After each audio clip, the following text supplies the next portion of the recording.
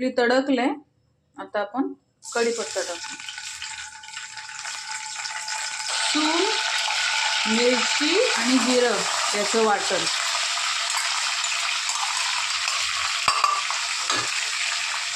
कांदा कुठे आहे? आपलं हे थोडंसं शिजल्यावरती कट करूया. मिरची थोडी झाल्यावरती आपला कांदा टाकायचा.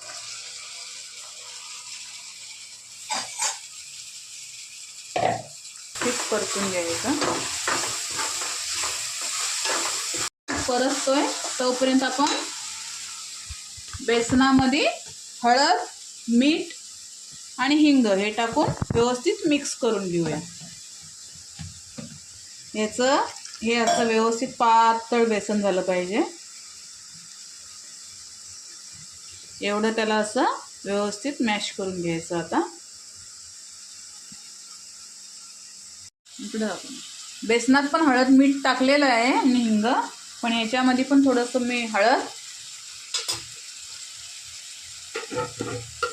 थोडंसं मीठ आणि हिंग टाकू. आपण या कांद्यामध्ये सगळं सोडून टाकू.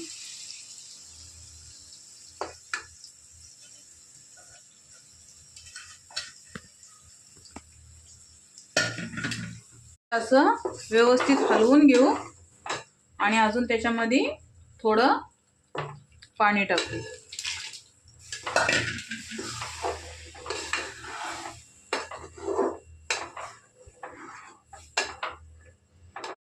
हे झालं आपलं सुक्क बेसन तयार.